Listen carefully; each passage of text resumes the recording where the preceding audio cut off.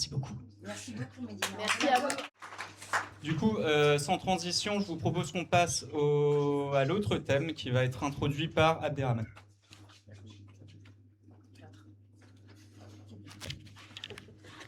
Donc j'imagine que c'est le logement. Tout le monde m'entend? C'est bon? Ok. Concernant le logement, moi ça va être plutôt les sans-abri. Donc voilà. Je voulais savoir d'abord, est-ce qu'il y a des sans-abri à Nantes? Et si oui, combien? Le relogement des sans-abri. Stop au gymnase, stop à l'hébergement de 3 jours. Il y a des logements vides, il y a des immeubles, il y a des hangars, il y a plein de choses de vides à Nantes. Pourquoi ne pas les réquisitionner? Travailler avec les sans-abri pour être mieux chez eux, avoir un logement pérenne, entre guillemets. Et qui je suis, moi, Abderrahmane, 60 ans, quand on m'appelle à 2h, 3h du matin, pour me dire, bah, écoute, Abderrahmane, il faut que tu viennes absolument. Il y a une maman avec 2 enfants qui sont à la gare, ils sont dehors, ils n'ont pas de logement. Abderrahmane, malheureusement, il y a un tel qui est décédé, il faut que tu viennes, il était à la rue, on ne sait pas quoi faire. Donc voilà, c'est pas normal. Il y a plein de choses comme ça qui ne sont pas normales, qui me tiennent beaucoup à cœur. Et j'espère que vous saurez répondre, surtout sur le problème de logement, pour les sans-abri. Et ne pas parler à chaque fois des places d'hébergement, parce que, sincèrement, étant passé par là, je suis contre ça. Merci beaucoup. Merci beaucoup, Abderrahmane. Du coup, on avait dit qu'on passait sur un contre-ordre alphabétique. Merci d'avoir respecté vos temps de parole. Je vais essayer d'être un petit peu plus strict sur les temps de parole, histoire déjà on respecte une sorte de temps de parole égal. Et deuxième part, parce qu'on va essayer de rattraper le retard, qui n'est pas grand, mais voilà. 3-4 minutes sur le logement. Madame Leroux. Oui, bon, c'est un sujet premier, hein. Le logement, c'est la première des dignités. Quand on n'a pas de logement, comment on choisit son parcours de vie, comment on assure ses besoins les plus vitaux, comment on élève dignement ses enfants. La première chose que je voudrais dire, c'est que tous les sujets sont liés. La question de l'hébergement d'urgence est liée à la question du logement social, qui est lui-même lié au logement abordable. Donc nous nous engageons sur l'ensemble de ces volets. Je l'ai dit tout à l'heure, chaque soir, la ville de Nantes, au-delà de son champ de compétences légales, ça nous est même reproché par certains, finance ou cofinance tous les soirs, 1600 places d'hébergement. Moi, je l'assume, mais dans le même temps, je le dis, c'est une carence de l'État. Dans la loi française, la mise à l'abri est la compétence de l'État. Mais je ne vais pas faire comme si je ne savais pas que ça n'existe pas. Ça existe. Les situations que vous décrivez, elles existent. Donc là encore, comme pour les aides pour les jeunes du CCAS, comme pour Citadel, ce n'est pas dans les obligations d'une mairie, mais on le fait parce qu'il s'agit de la dignité humaine. Deuxième chose, nous prenons un engagement, 40% de logement social dans la production neuve. Pourquoi? Parce qu'une fois qu'on est en hébergement, si on ne réussit pas à sortir de l'hébergement pour, par exemple, rentrer dans un logement social, celles et ceux qui ont, à leur tour, besoin d'une place en hébergement ne peuvent pas être mis à l'abri. C'est pour ça que je dis que les sujets sont liés et que c'est les maillons d'une chaîne. 40% dans la production neuve de logement social, c'est essentiel. Là aussi, qu'est-ce que je n'ai pas entendu? Vous allez faire des ghettos. Je rappelle que sur une métropole comme la nôtre, c'est 70% des ménages qui sont éligibles au logement social. Donc oui, moi je veux pas juste un nombre des propriétaires. C'est pas mon projet de société. C'est pas la vision que je veux. Je veux que chacune et chacun puisse accéder à un logement. Donc hébergement d'urgence, continuer, se battre quand c'est nécessaire, mais aussi produire du logement social, parce que sans production de logement social, on ne s'attaque pas au problème de manière radicale, au sens de s'y attaquer à la racine des choses. Et moi, je pense qu'on a besoin de prendre les choses à la racine.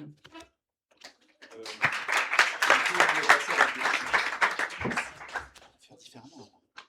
Oui, on fait contre-ordre alphabétique. J'ai envie de réagir tout de suite à ce que j'ai entendu, mais on va commencer par la réquisition. Je pense qu'il faut assumer d'engager un bras de fer avec l'État. Le maire a un pouvoir de police qui lui permet de réquisitionner des bâtiments. Le DAL a publié une liste de logements de bâtiments, même publics, vides, qui appartiennent à la métropole ou à l'État, on a un pouvoir là-dessus. Donc il faut le faire. Bien sûr, c'est très difficile. Réglementairement parlant, c'est très difficile en réalité même de démontrer l'urgence, etc. Mais il faut le faire. Ça laisse un délai de répit aussi pour les familles en ayant accès à ce bâtiment. Et ce n'est même pas une mesure révolutionnaire, je veux dire. La réquisition du bâtiment, c'est temporaire, c'est encadré et les propriétaires, si on prend pour des propriétaires privés, sont indemnisés. Donc je veux dire, je ne vois pas pourquoi est-ce qu'on n'essaye pas de mettre en place ce pouvoir de réquisition des bâtiments vides ici à Nantes et pourquoi est-ce qu'on n'engage pas le bras de fer avec l'État. C'est sur ça, mais c'est aussi sur des arrêtés anti-expulsion. Ça a été testé, mais à chaque fois qu'on teste juridiquement quelque chose, eh ben on fait travailler la jurisprudence. On fait travailler des avocats dessus et donc on peut faire des avancées juridiques. Donc il faut assumer de le faire, c'est clair. Ensuite, j'entends prendre le problème à la racine. Bah très bien. Pourquoi le plafonnement des loyers n'est toujours pas appliqué à Nantes ? Il a été annoncé il y a je ne sais pas combien de temps. Il n'est toujours pas appliqué. L'expérimentation du plafonnement des loyers, ça arrive à terme à 2026. Donc on va le mettre en place le moment où ça va expirer. Là-dessus, il faut prendre des positionnements clairs aussi avec d'autres villes pour faire en sorte que ce soit prolongé ou que ce soit plus des expérimentations, mais que ce soit simplement possible de plafonner les loyers par la maire. Prendre le problème à la racine, c'est aussi casser la spéculation immobilière. Les petits logements à Nantes sont des produits d'investissement. Je veux dire, on a une spéculation qui est complètement délirante. On a des studios on a 65 000 étudiants et étudiantes, seulement 8 000 chambres de crous. On a plein de personnes qui vivent seules. Donc les petits logements sont nécessaires à plein de gens dans cette ville. Aujourd'hui, c'est 500, 600 euros. On atteint des 18 euros du mètre carré. Mais là aussi, si on veut être radical dans ce cas-là, on attaque, on casse le marché sur les petits studios. Et donc, on construit, c'est notre proposition, 10 000 T1, pas en passant par des promoteurs immobiliers qui vont chercher la rentabilité directe et le profit le plus haut. Non, on fait de la promotion municipale à travers l'agence municipale pour le logement qu'on proposait. Ça s'appelle reprendre les rênes du logement. Parce que quand on parle de logement social, ok, très bien, 40%, c'est mieux. Mais là, si on devait attendre pour résorber les 38 000 demandes de logement, avec l'augmentation des prix des loyers qu'on subit depuis des années et des années, il faudrait 15 ans à minima pour répondre à cette demande-là. Donc non, reprendre les rênes du logement, c'est aussi refuser, par exemple, que les organismes HLM rachètent les promotions immobilières pourries qu'ils n'arrivent pas à vendre au privé. On a mis 50 millions d'euros de la métropole auprès des organismes HLM pour qu'ils rachètent des opérations de promoteurs immobiliers, plutôt que de produire par nous-mêmes du logement social. Eh bien ça, je suis désolée, mais il faut arrêter avec la socialisation des pertes et la privatisation du profit. Et ça, c'est une politique radicale du logement qui n'est pas révolutionnaire, mais qui permet de reprendre les rênes et de traiter les causes. Merci. Merci beaucoup. Monsieur Chambard de Lolo. Ça va changer un peu en termes d'approche. Alors moi, je suis sur l'approche inverse, c'est-à-dire qu'en fait, pour fabriquer du logement, il faut des gens qui le financent. Ce n'est pas la puissance publique qui finance le logement.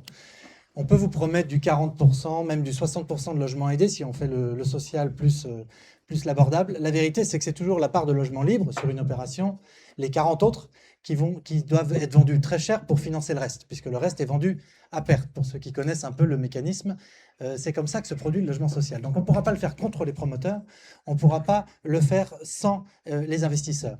Et donc je suis farouchement contre le plafonnement des loyers, parce que si vous voulez que les loyers baissent, il faut un choc d'offres. C'est l'offre qui fait baisser le prix. Ça, c'est essentiel. La deuxième chose, c'est que je suis pour qu'on se tienne à ce que la loi nous oblige en matière de logement social, c'est-à-dire les 25% de la loi SRU, pour qu'effectivement, en aidant aussi des classes populaires qui auraient éventuellement le souhait, la volonté de devenir acquéreurs, pour éventuellement transmettre quelque chose à leurs enfants, aussi pour parfois éviter la précarité pour leurs enfants ou pour eux-mêmes, transmettre quelque chose, qu'on relance une grande politique d'accession à la propriété pour les classes populaires et les classes moyennes. Et ça passe effectivement par un partenariat avec les promoteurs. Ça permet aussi de libérer du logement social et donc, en bout de chaîne, ça permet aussi de minimiser les besoins sur l'hébergement d'urgence. Voilà, on ne va pas faire contre le marché, on ne va pas casser le marché comme ce qui vient d'être dit, on va faire avec le marché parce que sans le marché, on ne sait pas faire.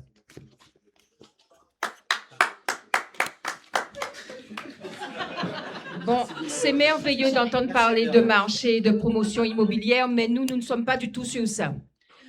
On croit que le peuple dicte le droit. Ça s'appelle la jurisprudence. Donc, ça veut dire que la volonté du peuple est souveraine. On ne peut pas parler d'urgence de logement et de gestion lorsque ça fait plus de 30 ans qu'on tient les rênes et que maintenant, il y a 38 922 demandeurs de logement à Nantes. On ne peut pas parler de centre d'hébergement d'urgence et de sparadrap sur des jambes de bois lorsque des gens meurent à la rue à Nantes.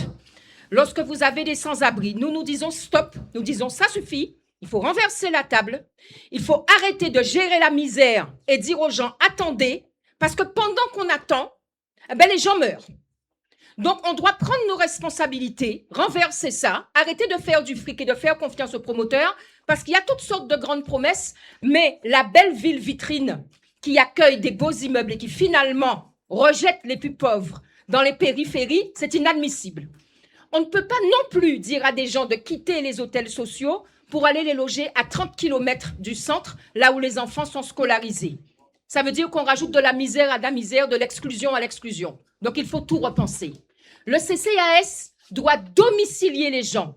Parce que domicilier les gens, c'est leur donner des droits sociaux, c'est leur permettre de faire des démarches administratives et c'est leur permettre aussi d'avoir accès à tous les droits sociaux qui sont dématérialisés. Donc, nous proposons de mettre des centres d'accueil aux axes de la ville qui vont aider les gens à faire les démarches, de domicilier les gens avec le CCAS et surtout les mineurs isolés. Parce qu'un mineur isolé qui n'est pas domicilié par le CCAS ne peut pas s'inscrire à l'école, ne peut pas se socialiser, ne peut pas sortir de la rue. Donc, il faut s'attaquer effectivement au problème à la racine, mais la bonne racine. Non pas continuer à faire semblant de ne pas voir et de gérer la misère et de soutenir le budget de la mort qui vient de passer à l'Assemblée nationale, parce qu'on ne s'est pas opposé à ça, et parce qu'on gère à la papa-maman, et qu'on pense que les gens ont le temps d'attendre parce que ça ne nous concerne pas. La bourgeoisie organisée qui fait de l'argent nous a assez pris pour des imbéciles, nous a assez menés dans le mur comme ça. L'ère du peuple, c'est maintenant. Nous ne sommes pas des gestionnaires de misère, et nous ne sommes pas là pour faire des promesses en l'air.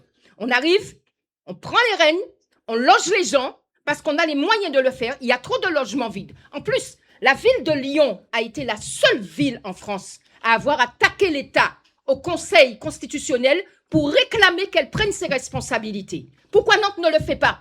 Pourquoi on ne peut pas dire à l'État, c'est votre droit régalien de loger les gens, c'est votre devoir, vous devez payer. On peut le faire juridiquement. Pourquoi c'est pas fait? Ce sont des choix qui sont faits et des choix politiques de laisser les gens crever. Merci beaucoup.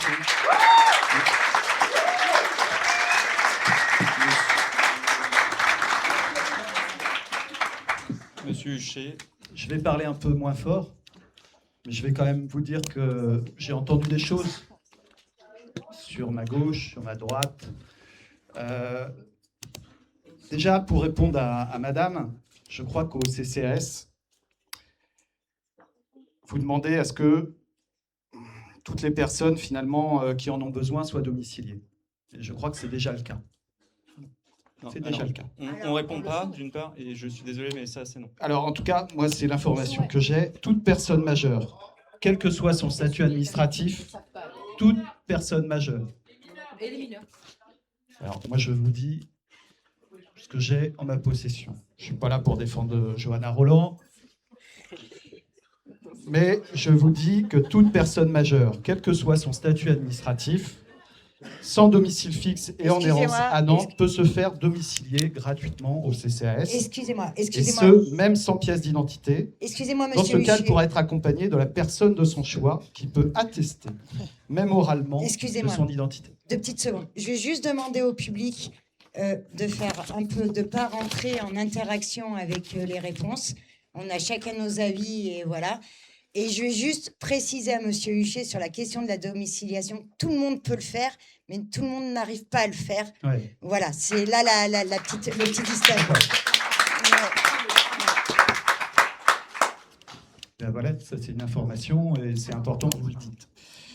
Alors, concernant le logement, il y a un certain nombre en effet de logements locatifs intermédiaires possibles et vous connaissez les sujets là-dessus. Mais la véritable question sur le logement, en effet, c'est la volonté politique de construire. La volonté politique, moi j'ai travaillé longtemps avec le maire de Saint-Herblain et vous savez qu'à Saint-Herblain, on a beaucoup construit. Et lorsqu'on a beaucoup construit, on a eu beaucoup d'oppositions. Et des oppositions qui venaient parfois de gens qui eux-mêmes se disaient qu'il fallait accélérer sur les questions de logement. Et donc on ne peut pas être d'un côté pour la construction de logements et de l'autre côté, lorsqu'il y a une ZAC par exemple qui sort, eh bien s'opposer à la ZAC. Pourquoi, Margot? Pourquoi on ne peut pas s'opposer? Parce que aujourd'hui, sur la ville de Nantes, vous venez de le dire, il y a un déficit de création de logements. Et par voie de conséquence, il y a un déficit de création de logements sociaux. S'il y a un déficit de création de logements, ce n'est pas la faute de l'État, c'est la faute des maires. Parce que c'est eux qui ont la responsabilité de construire sur leur territoire. C'est eux qui ont la capacité de transformer des terrains en zone constructible. C'est eux qui ont la capacité de prendre par exemple, on en parlait tout à l'heure, des bureaux pour les transformer en logements. C'est eux qui ont ce pouvoir-là. La réalité, c'est que lorsque vous déposez un permis de construire à la métropole, eh bien, ça prend un temps énorme pour le délivrer. Les espaces disponibles, il y en a de moins en moins. Et donc, la question de la construction de logements, elle est au cœur du sujet de la construction de logements sociaux. Et donc moi, je pense que si notre ville doit créer du logement social, elle doit passer par le fait de créer déjà plus de logements qu'elle ne le fait aujourd'hui, parce que nous sommes en retard sur les objectifs de création de logements de la métropole. Merci beaucoup. Et il reste Monsieur Chombardi. Ah non, c'est bon. Pardon. Abderrahmane, est-ce que tu as une dernière question rapide sur la question du logement? Non. Après de logement, mais là, ça va. Tu veux pas la poser maintenant pour qu'on reste dans le thème, parce que sinon on est obligé de transitionner vers l'autre thème. Donc pose-la maintenant, non? Tiens. Merci.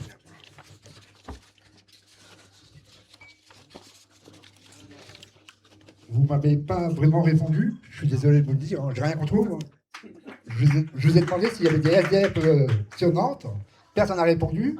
J'ai demandé si vous connaissiez le nombre des sans-abri à Nantes. Personne n'a répondu. Je suis désolé. Je voulais juste vous dire que vous allez me rajouter en tant que SDF à compter du 1er décembre, parce qu'aujourd'hui, j'ai eu une lettre recommandée de mon propriétaire. Au bout de 26 ans, dans le même immeuble, avec les loyers à jour, je dois libérer le logement au 1er décembre, parce que je n'ai pas les moyens de l'acheter.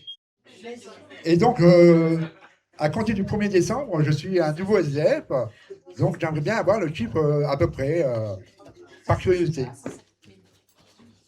Dans l'ordre, madame Boulon? Normalement, ça va pas. Oui, si vous préférez, on le fait comme ça. Donc, 38 922 demandeurs de logement à Nantes, 2,8 millions en France, 350 000 personnes sans domicile en France, et 76% de femmes qui appellent le 3919 abordent la question du logement. Voilà, mais il y a aussi, nous avons identifié 17 paliers de dégradation entre le propriétaire sans prêt et celui qui meurt à la rue. Et avant la mort physique, il y a la mort sociale. Dans ces 17 paliers vers la mort physique, l'État peut intervenir, la municipalité peut intervenir, peut enrayer le processus qui broie les gens. Mais on préfère faire de l'argent et de la spéculation. On n'intervient pas quand il le faut et on laisse glisser. Et comme tout est dématérialisé, on n'accueille pas les gens correctement. On dit oui, il y a l'errance. Donc, lorsque vous allez, par exemple, au CCAS qui vous renvoie vers la MDPH, ensuite la MDPH vous renvoie vers la CAF, mais ça décourage les gens.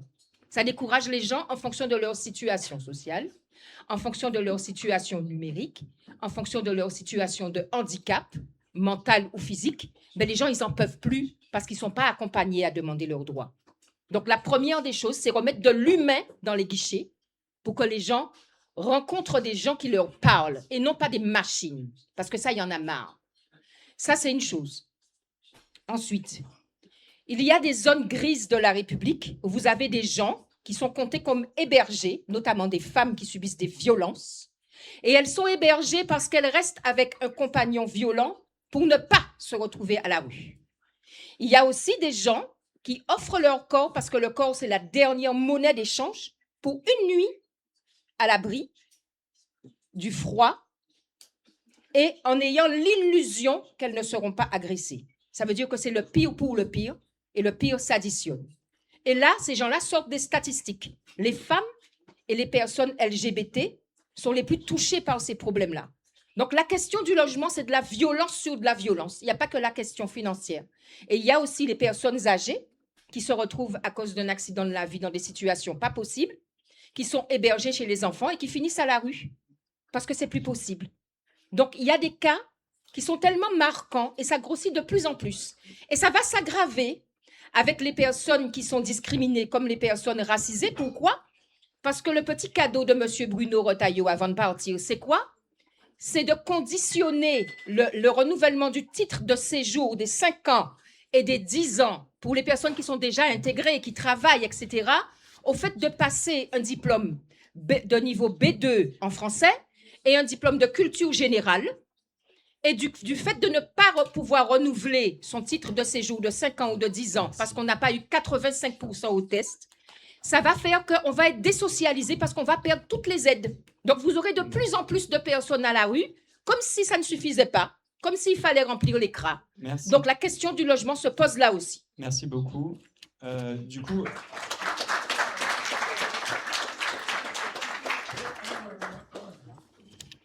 Allez-y, mais surtout sur la question du chiffre. Moi, je ne l'ai pas, moi. Je ne l'ai pas et je veux bien. À Nantes, je ne l'ai pas et ça m'intéresse que si vous l'avez, vous nous le disiez. Voilà, Vous n'avez pas écouté mon introduction. Pardon? Vous n'avez pas écouté mon introduction. Comment ça? Non, tous, hein, mais je l'ai dit en introduction. On l'a dit en introduction. Je l'ai pas noté. Donc, j'ai pas assez écouté. 3500, c'est ça? Pardon. Qui sont sans domicile, du coup. Et voilà. Ouais, ok, intéressant. Oui. Sur la question du chiffre. Je le dirai à la fin. Allez-y, monsieur. Madame Carguessa a parlé, donc si vous avez quelque chose à rajouter sur le logement rapidement, et on fait un dernier tour de parole sur la question du logement. Non, je viens juste ajouter un mot. C'est un chiffre difficile à évaluer, en vérité. Pourquoi? Parce qu'on mélange des situations très différentes. On mélange quelqu'un qui est à la rue, on mélange quelqu'un qui est hébergé chez un ami, on mélange quelqu'un qui dort dans sa voiture. Dans tous les cas, ce n'est pas des situations qui permettent de respecter la dignité humaine. Ce qu'on évalue globalement, et ce sur quoi les acteurs associatifs sont globalement d'accord, c'est qu'on considère que sur Nantes, le chiffre, et vous l'avez dit au début, c'est ça que je précisais dans la partie qu'on avait, c'est 3500 si on compte les populations roms, qui sont dans des situations qui ont été évoquées tout à l'heure. Si on ne compte pas les populations que je viens d'évoquer, on dit c'est plusieurs centaines, puisque ça dépend des moments et ça dépend des situations. Je voudrais dire une deuxième chose, puisque j'ai le micro.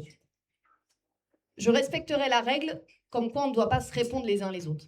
Mais je ne veux pas laisser mettre ici en cause les agents du service public et notamment les agents du CCAS.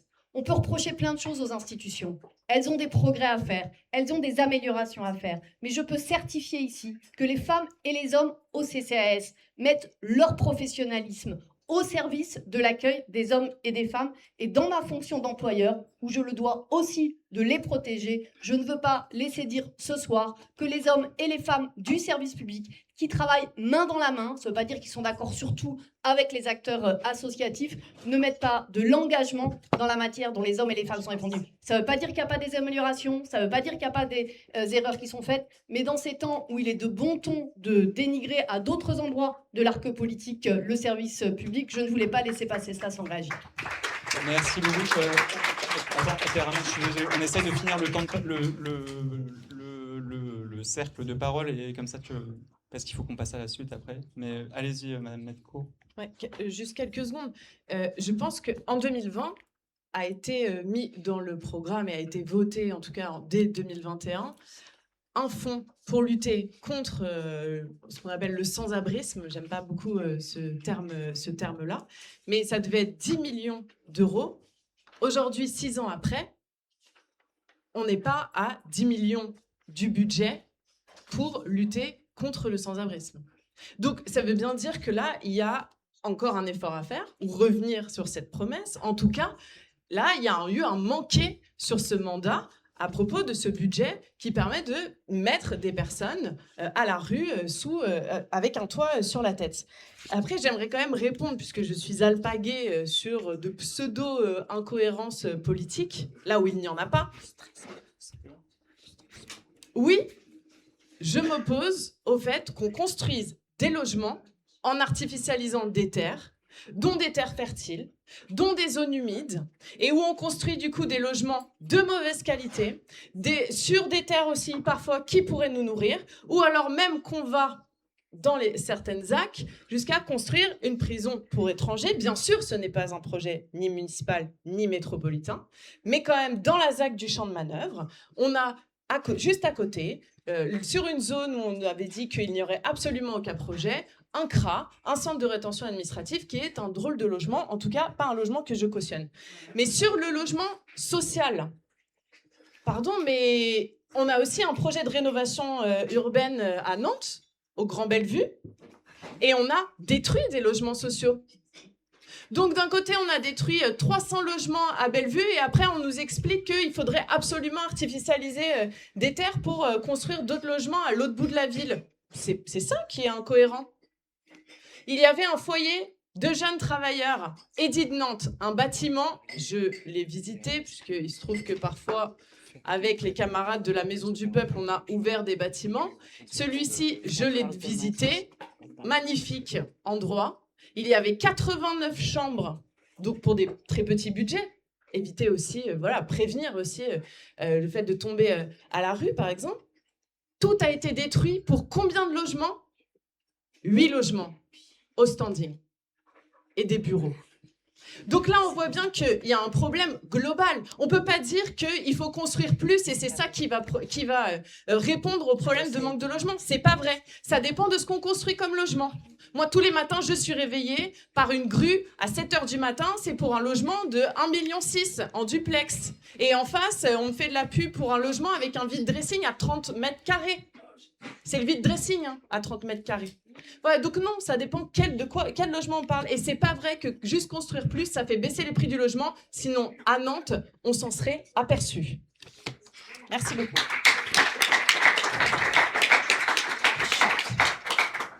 Une dernière. Vas-y, Abder. Il y a Monsieur Huchet qui a Ah, Monsieur Huchet n'a pas parlé, mais s'il veut parler, sinon, comme il veut. Bah, on essaie pour le coup d'être paritaire. Allez-y. Non, mais s'il veut pas, il veut. Alors, vous me demandez combien de sans-abri qu'il y a à Nantes. Moi, qui fais des maraudes, pas tout seul, bien sûr. On est accompagné de 5 personnes. On a distribué 612 repas. Donc, il y a au moins 612 sans-abri. Faux. 612 repas et 17 personnes âgées qui sont chez eux à la maison, mais qui n'arrivent plus à manger à un fin de mois. Donc, ils viennent à mes maraudes.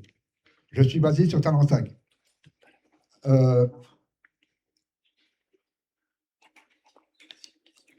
J'ai rien contre la gauche, la droite, le centre, l'extrême droite, l'extrême gauche, je m'en fous de tout ça. Moi, je voudrais juste dire que, ça c'est mon avis personnel, à Nantes, élu ou maire, il y a eu des très belles choses de faites et il y a eu des très gros gaspillages de faits. Un seul exemple, l'Arbre au Héron, 80 millions. Ces 80 millions là, ça aurait pu servir pour ces 612 sans-abri, et peut-être qu'ils auraient été relogés.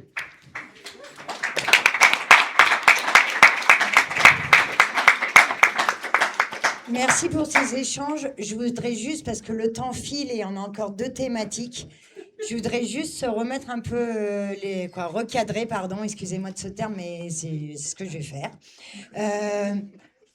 Il y a des questions qui vous sont posées très concrètement. On sait qu'il y a des choses qui sont de la responsabilité de l'État. On sait mais ça, on ne veut pas l'entendre. Là, on vous pose des questions sur ce que peut faire la ville, parce que la ville a des leviers d'action, que ce soit sur le logement, l'accès aux droits, tous les sujets qu'on évoque. Donc, oui, il y a des choses qui sont des prérogatives de l'État, mais il y a des choses qui sont prérogatives de la ville. Sur le logement, on a le droit de préemption urbain qui est très peu utilisé parce qu'il y a ces casse-têtes, je pense, en niveau de dossier administratif. Il existe un certain nombre de choses. Donc, nous, quand on vous interroge, c'est bien sur les prérogatives de la ville et de ne pas entendre de dire que l'État a fait ça ou pas ça. Il y a une réalité, il y a un désengagement de l'État, ça, on le sait. Mais là, qu'est-ce que vous vous engagez? Donc, bien répondre aux questions des intervenants, de ceux qui vous les posent, pour qu'on ait un peu aussi une idée, se dire, voilà, il y a les municipales qui arrivent, voilà sur quoi ils s'engagent ou sur ce qu'ils ont compris des choses. D'accord ?